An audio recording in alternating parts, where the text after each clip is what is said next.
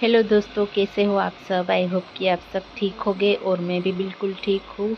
अभी रात के 9 बजे है। 8:30 बजे हम दुल्हन के घर आ गए थे और सभी हमारे गांव वाले भी 8:30 बजे इकट्ठा हो गए थे और फिर 9 बजे का मुहूर्त था, तो सब 9 बजे दुल्हन को लेके शेरी घूमने के लिए जाते हैं। घर के फरते शेरी घूमते हैं। हमारे यहाँ पे ऐसा रिवाज है और उसको शेरी घूमना बोलते हैं। फिर अभी यहाँ पे गेट के पास सब शेरी घूम के आ गए हैं। दुल्हन को लेके गए थे और शेरी घूम के आ गए हैं और अभी दुल्हन की मम्मी है वो तिलक लगाएगी, उसका स्वागत करेंगी। तिलक लगा के फिर आरती करके घर के पास लेके आएंगी। फिर हमारे यहाँ पे मक्की का आटा होता है, उसका लड्डू बनाते हैं और फिर जो चूल्हे की राख होती है उसका भी लड्डू बनाते हैं और उससे पूजा करते हैं। दुल्हन की पूजा करते हैं। फिर अभी सभी आ रहे हैं नज़दीक। दुल्हन की मम्मी है वो आरती करते करते दुल्हन को घर के पास लेके आ रहे हैं और अभी हम यहाँ पे बैठे हैं। मैं और मेरे मदर इन लॉ और हमारे दादी जी है वो हम शेरी घूमने के लिए नहीं गए थे, इधर ही बैठे थे और सभी गांव वाले और रिलेटिव्स शेरी घूम के आ गए हैं। मैं और मेरी सिस्टर और मेरी दूसरी वाली सिस्टर इन लॉ और मेरे मदर इन लॉ दादी जी हम सब यहाँ पे बैठे हैं। सब गांव वाले यहाँ पे बैठे हैं और मैरिज के सॉन्ग भी गा रहे हैं और यहाँ पे मोरजू करने के लिए दुल्हन को लेके सब आ गए हैं और अभी यहाँ पे मोरजू करेंगे।